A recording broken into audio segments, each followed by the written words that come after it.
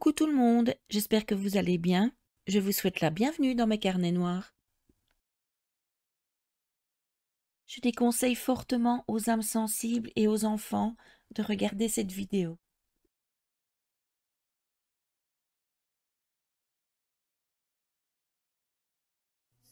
Je vous emmène aujourd'hui aux États-Unis et plus précisément dans la ville de Texarkana. C'est une ville qui se situe dans le comté de Bowie au Texas, juste à la frontière avec l'Arkansas, d'où son nom. C'est dans cette zone géographique qu'au printemps 1946, des attaques et meurtres ont été commis par le tueur fantôme, aussi appelé le tueur au clair de lune de Texarkana ou de Phantom Slayer.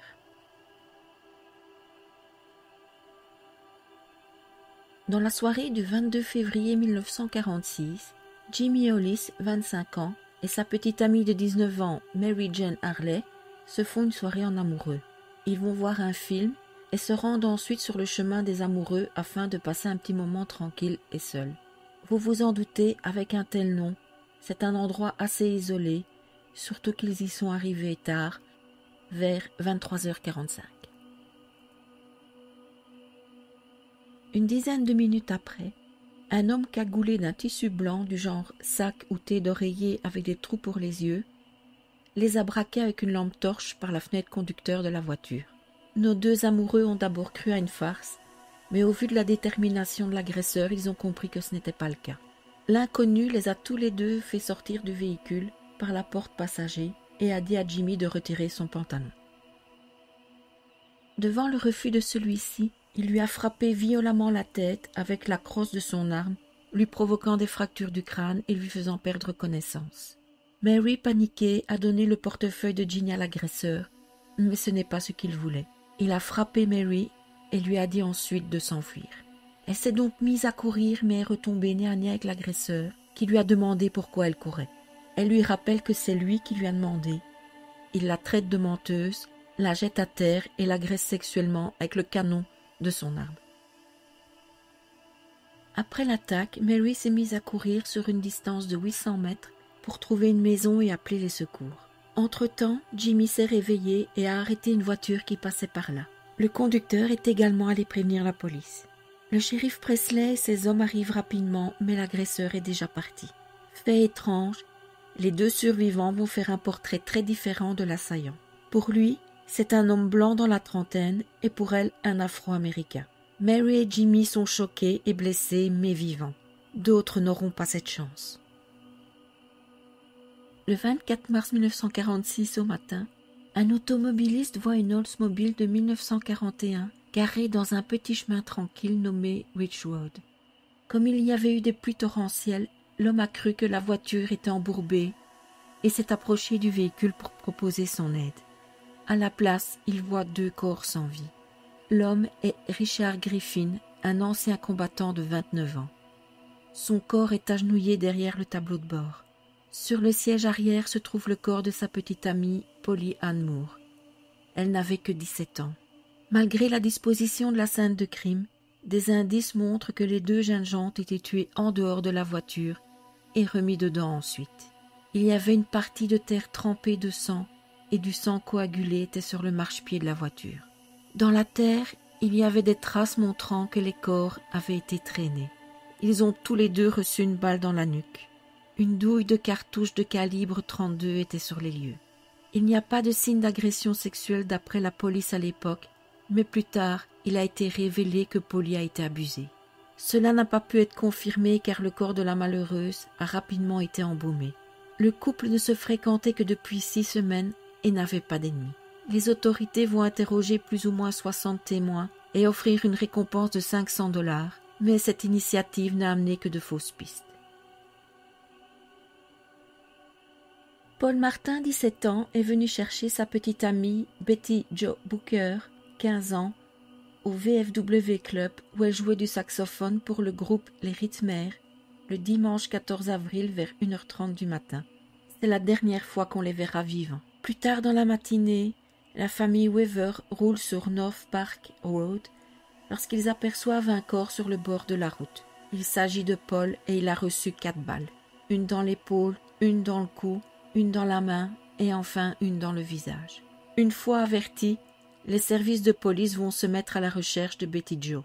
Son cadavre sera découvert vers 11h30 près d'un arbre, dans les bois près de Fernwood, à 3 kilomètres du lieu où Paul a été trouvé. Elle a reçu 3 balles, dont une en plein visage.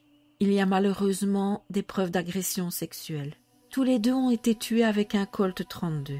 Le coupé Ford Club 1946 de Paul était à quelques kilomètres des corps, en dehors de Spring Lake Park, et les clés sont toujours sur le contact. Une empreinte n'appartenant pas aux victimes a été découverte. Selon la balistique, l'arme est la même que celle utilisée pour les meurtres de Richard et Polly. Les 3 attaques sont officiellement liées pour les enquêteurs. Le saxophone de Betty sera retrouvé le 26 octobre dans un fourré près des lieux de découverte de son corps. Suite à ces crimes, la population va dévaliser les armureries, va faire changer ses serrures et va se barricader dès la nuit tombée. Virgil Starks, 37 ans, et son épouse Cathy, 36 ans, habitent une jolie maison blanche sur leur terre dans le comté de Miller. Le vendredi 3 mai à 21h, Virgil lit tranquillement son journal lorsque 2 coups de feu éclatent à l'extérieur de la maison. 2 balles traversent la vitre et touchent Virgil dans la nuque. Alertée par le bruit, Cathy accourt et découvre le corps de son mari.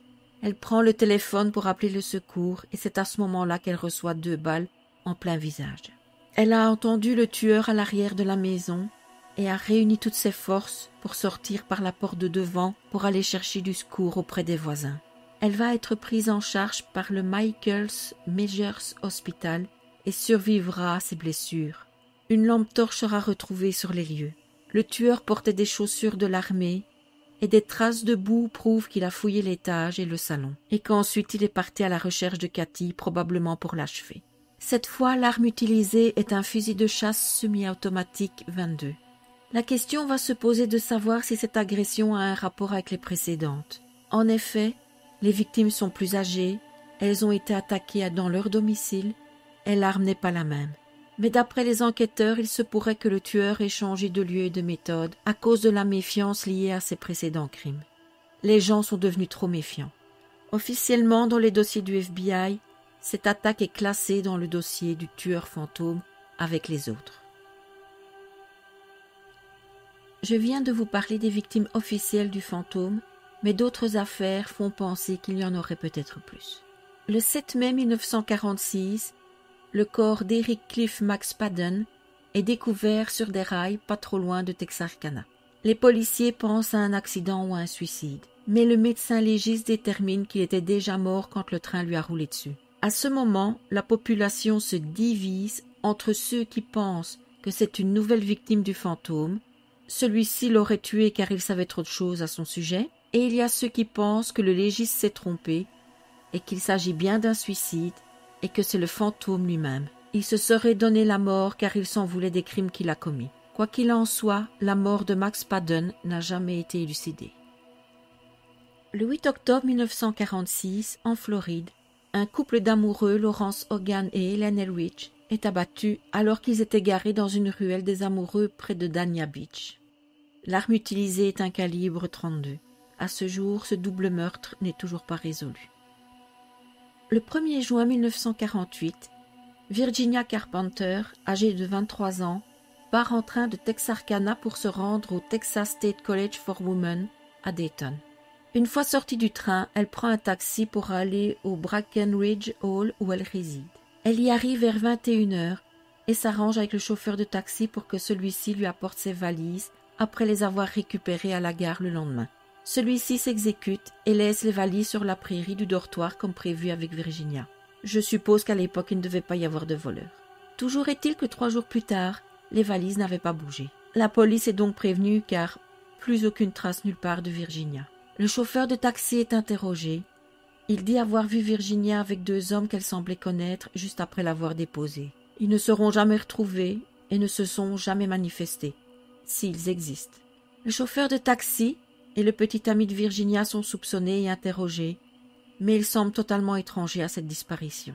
Virginia ne donnera plus jamais de signe de vie. Alors pourquoi les enquêteurs pensent aux fantômes ? Eh bien, Virginia venait de Texarkana, mais surtout, elle était proche de 3 des victimes du fantôme.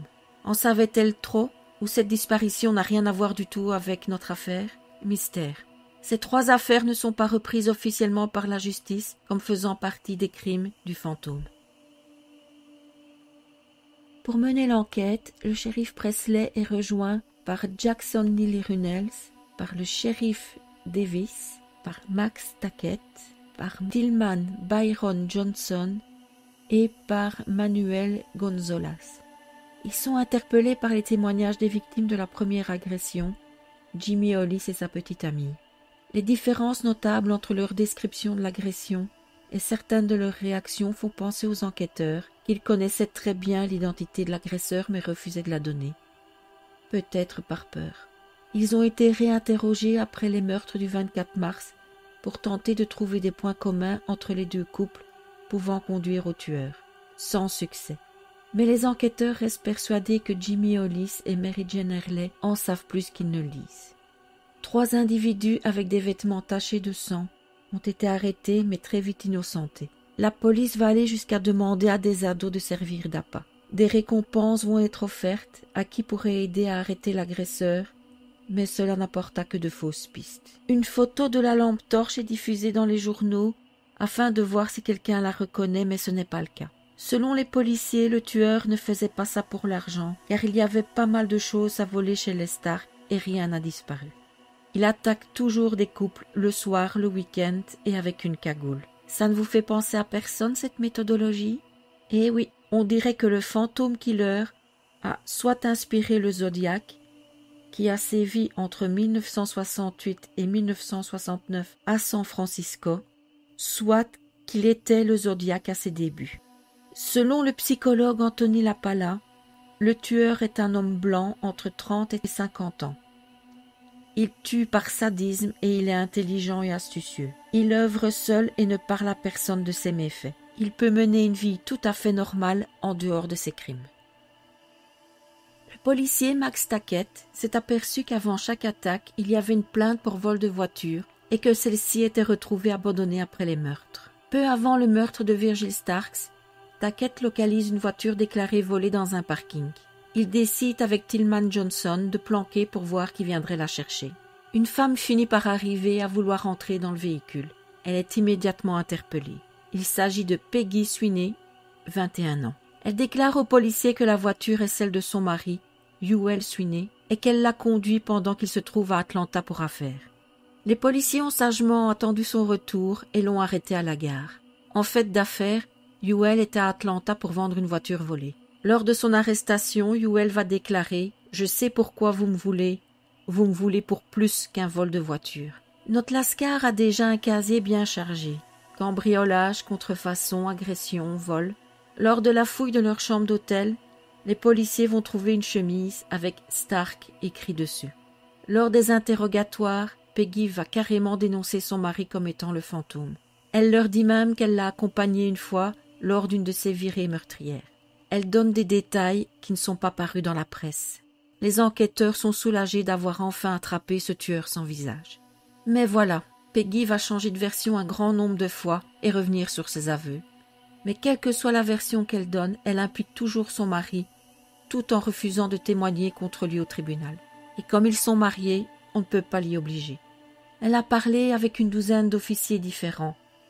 C'est bien qu'on ne sait pas si les détails qu'elle donne viennent du fait qu'elle a participé au meurtre ou si ce sont des informations qu'elle a eues par les divers officiers avec qui elle a parlé. Un autre problème est que Peggy écrit une lettre à ses parents où elle dit avoir menti en accusant son mari à cause de la pression des interrogatoires. Le coup de grâce à l'hypothèse que Sweeney est coupable et que ses empreintes ne correspondent pas à celles découvertes sur les lieux. Il est donc blanchi des meurtres, mais est condamné à perpétuité pour récidive de tous ses autres délits. Il a été libéré en 1973 grâce à un appel. Il est décédé le 15 septembre 1994 dans une maison de retraite à Dallas. Dans son livre, James Presley affirme que Sweeney est le coupable et les enquêteurs Tackett et Tillman en sont certains également. Henry Booker Tennyson, surnommé Doody, avait 18 ans au moment des faits. Il avait joué du trombone dans le même groupe de lycée que Betty Jo Booker. Mais ils n'étaient pas amis.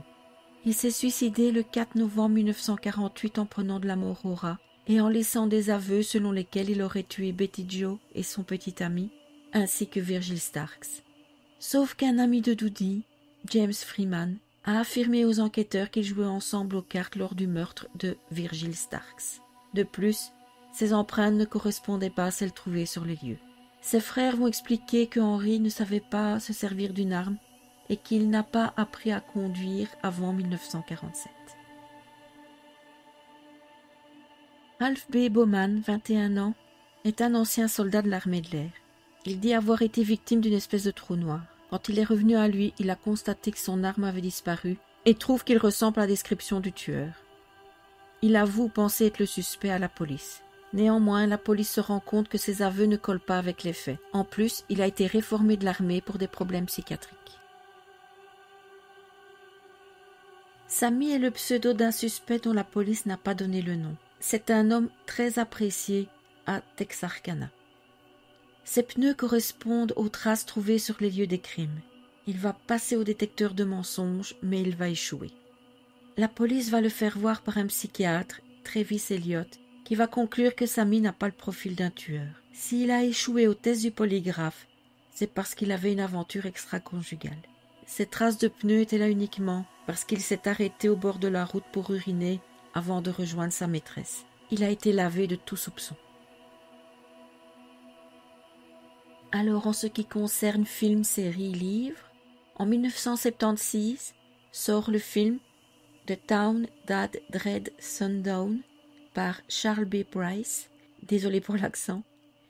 Il est projeté chaque année depuis 2003 à Movie in the Park à Texarkana. Une méta-suite du même titre est sortie en 2004. En 2010, une pièce de théâtre, The Phantom Killer, débute à Manhattan. En 2017, un épisode de Riverdale est diffusé sous le nom de The Town That Dreaded Sundown.